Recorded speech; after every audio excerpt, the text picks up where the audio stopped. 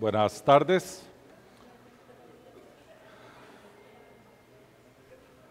Vamos a dar inicio a nuestra conferencia de hoy. Esta conferencia nos correspondía darla hace unas semanas, pero bueno, llegamos a ella finalmente. Para empezar, como siempre, lo que hacemos nosotros es alabar a nuestro Señor. Como en las conferencias no tenemos música, entonces usualmente leemos un salmo en voz alta. Los voy a invitar a ustedes a que lean conmigo el Salmo 95, versículos del 1 al 7, que dice así, leámoslo juntos. Venid, aclamemos alegre a Jehová, cantemos con júbilo a la roca de nuestra salvación. Lleguemos ante su presencia con alabanza, aclamémosle con cánticos, porque Jehová es Dios grande y Rey grande sobre todos los dioses, porque en su mano están las profundidades de la tierra, y las alturas de los montes son suyas. Suyo también el mar, pues él lo hizo, y sus manos formaron la tierra seca.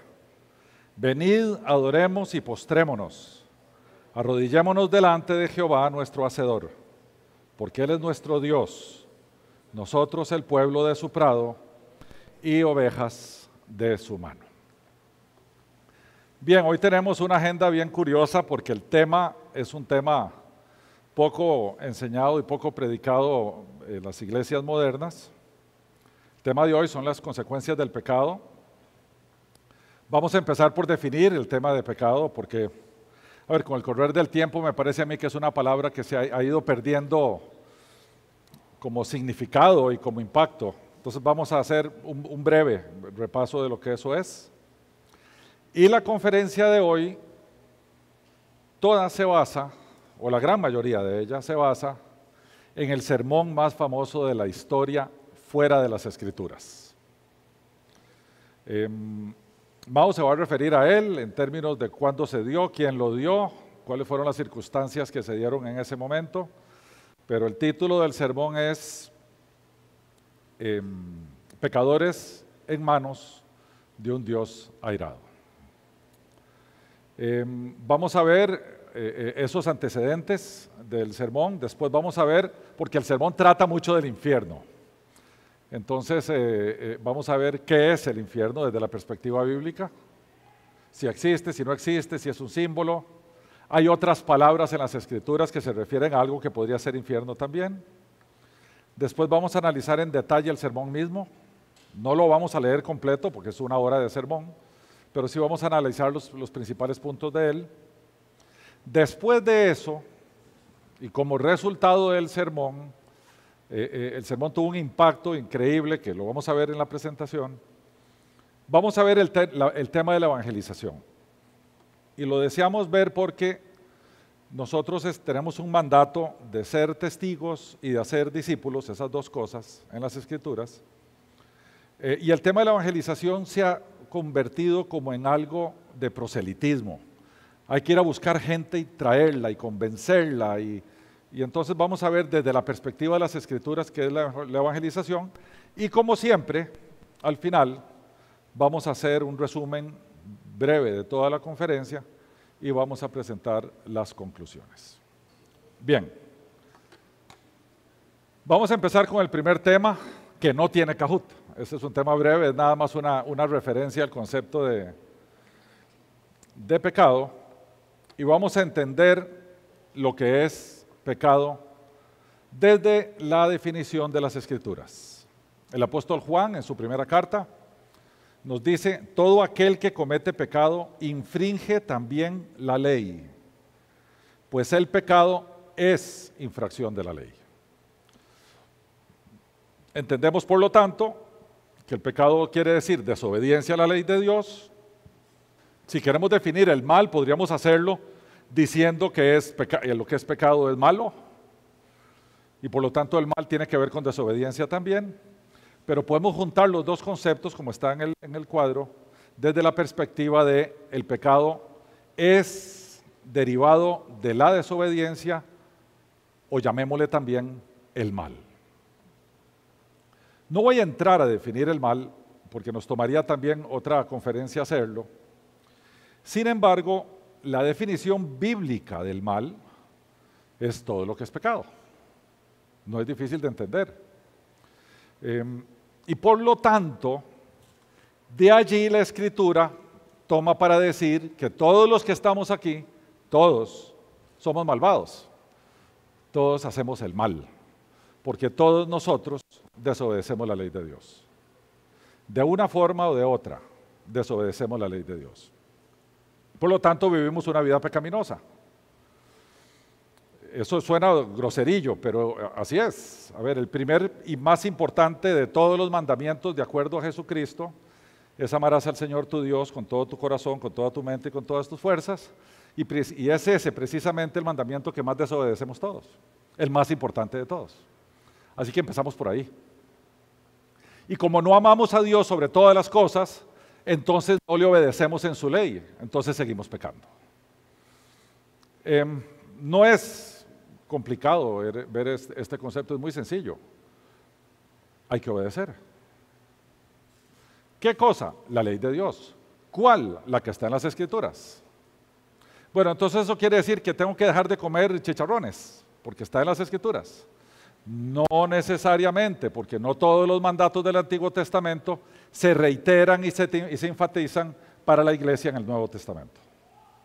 Entonces podemos fácilmente ver todo lo que enseñó Jesús y los apóstoles en relación a la ley, de forma tal que vemos qué se trajo de allá para acá y por lo tanto nos toca a nosotros cumplir. Entonces nosotros podríamos decir, bueno, entonces son menos mandatos los del Nuevo Testamento que los del Antiguo. Yo diría que sí, son menos, sin embargo, son más difíciles. Porque Jesús elevó la barrita un poquito.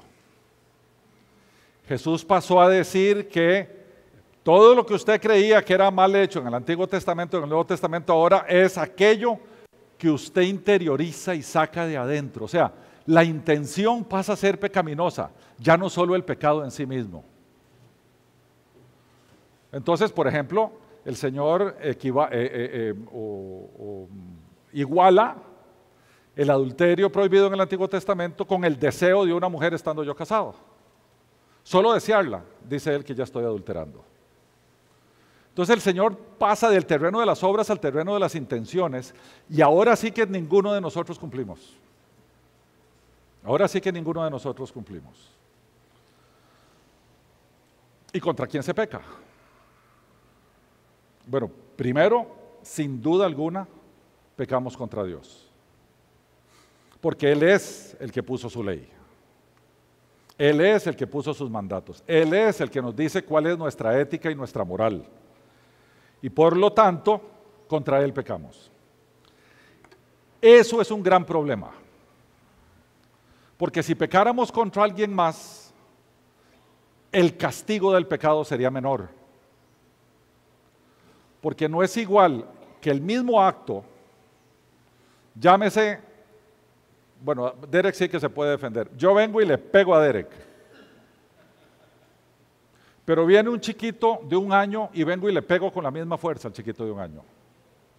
Mi acto fue el mismo, pero la gravedad de mi pecado estuvo contra quien lo hice. Con Dios es igual. Nuestro gran problema es que pecamos contra Dios. Por eso el castigo es eterno, porque estamos pecando contra el que es eternamente santo. Entonces no es tanto la gravedad de lo que hice, sino a quién se lo hice. Y eso nos pone ya en situaciones tremendamente incómodas. Después también pecamos contra la ley humana. Hay algunos pecados éticos y morales que la ley permite, hay otros que no. Entonces, cuando nosotros desobedecemos la ley humana, que tenemos un mandato bíblico de obedecerla, estamos también desobedeciendo contra nuestras normas que fueron puestas por Dios a través de los hombres y estamos también pecando. Un ejemplo fácil y rápido, el pago de impuestos. No nos hace gracia, ¿verdad? Para nada. Cuando usted deja de pagar impuestos, viola la ley, puede ser castigado, y está pecando contra Dios también. Y finalmente, también pecamos contra nuestro prójimo, porque a nuestro prójimo lo dañamos. Regresemos al caso del adulterio. El esposo que adultera o la esposa que adultera está dañando a su esposo o esposa y al mismo tiempo está pecando contra Dios. Entonces también cuando hacemos daño al prójimo, usualmente vienen consecuencias terrenas también. No es solamente nuestro pecado contra Dios, sino que contra el prójimo también vienen consecuencias. Vienen, en el caso de los adulterios, vienen divorcios, en el caso de los delitos, vienen consecuencias de todo tipo, contra la ley humana y me meten en la cárcel, pero me ponen a resarcir al otro. Entonces todo este tema del pecado, vean que tiene consecuencias por todo lado. Cuando pecamos contra la ley humana y contra el prójimo, tiene consecuencias temporales, porque nosotros somos temporales. Pero ellas dos apuntan a que Dios nos manda amar al prójimo y obedecer la ley.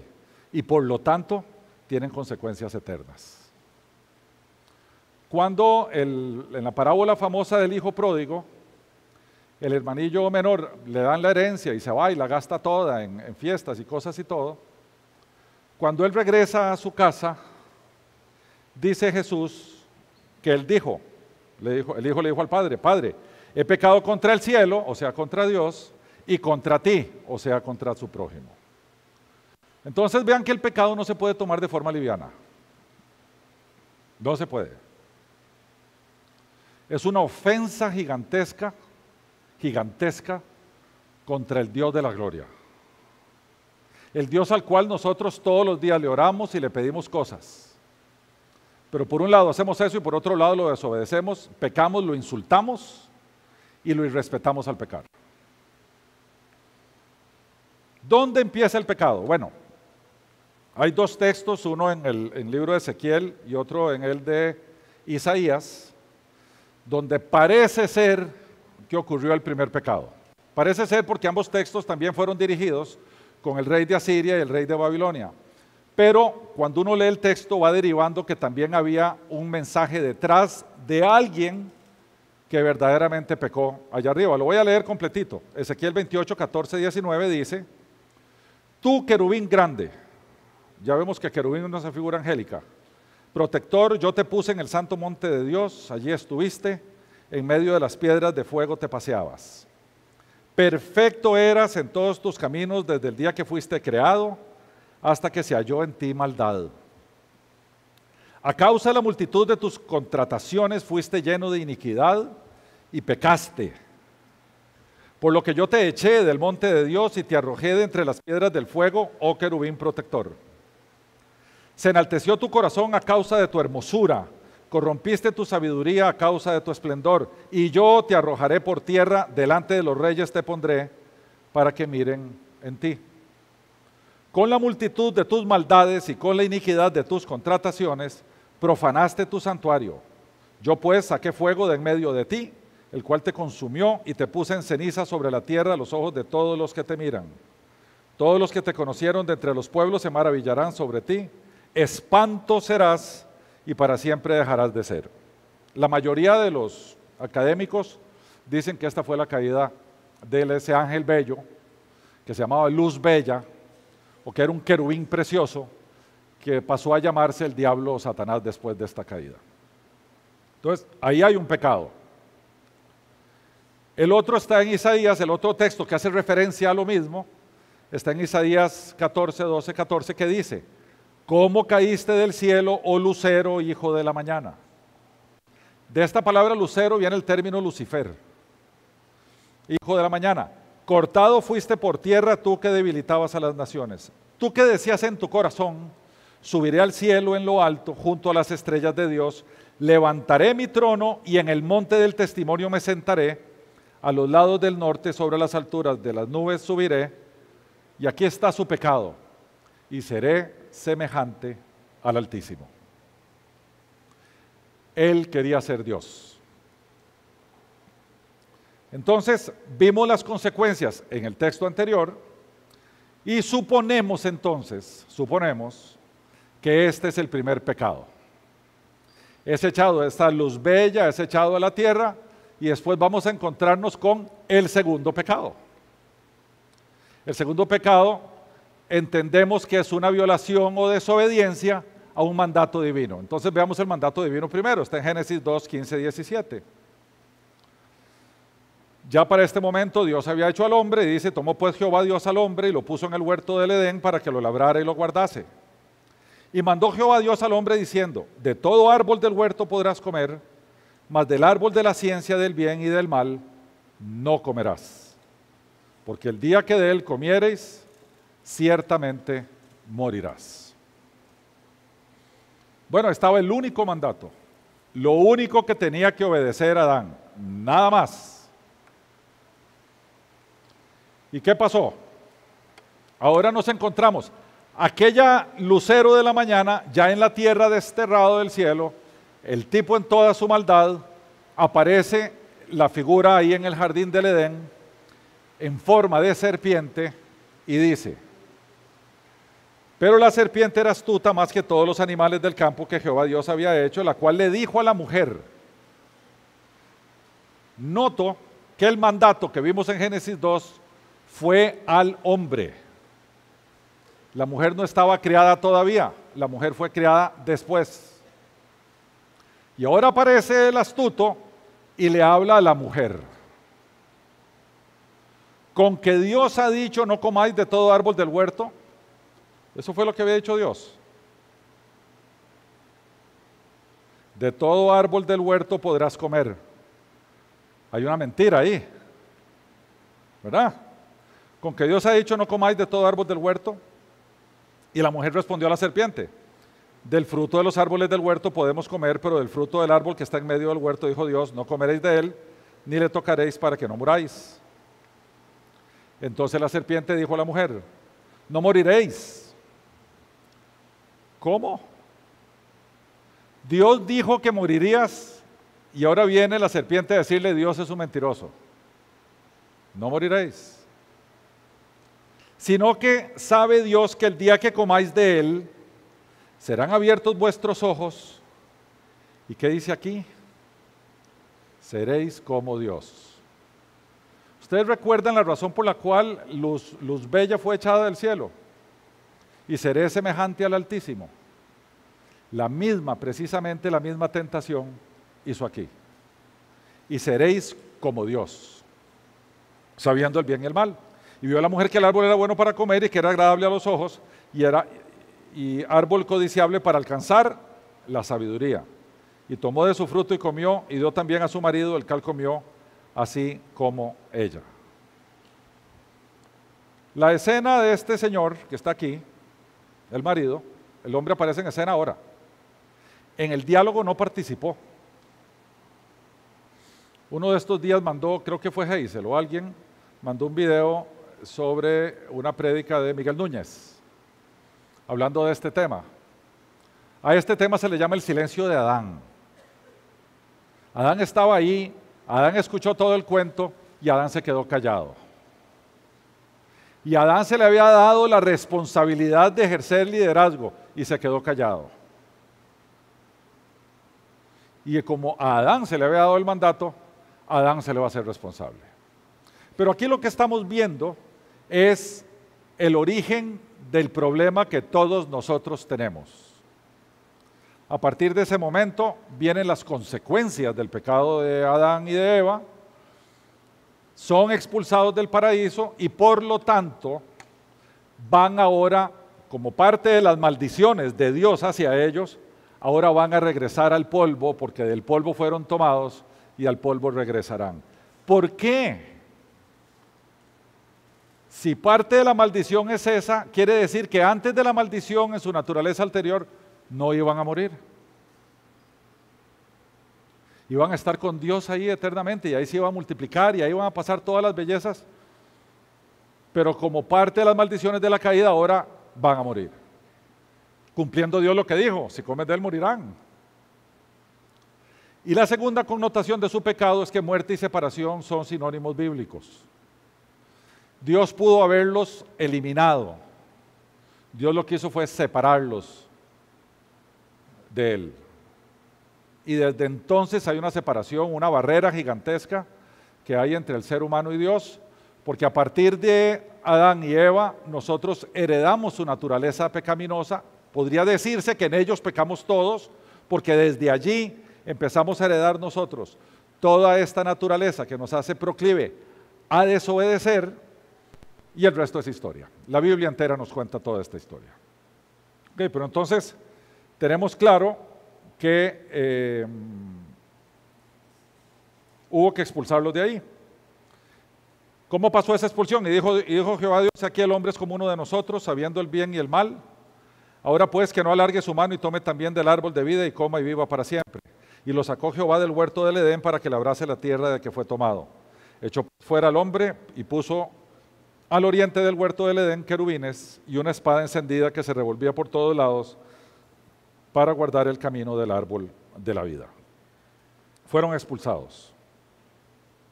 No voy a entrar a elaborar por qué aquí esto se habla de la primera persona del plural. ¿Verdad? Dijo Jehová: aquí el hombre es como uno de nosotros. Pero alguien por ahí dice que suena a Trinidad eso.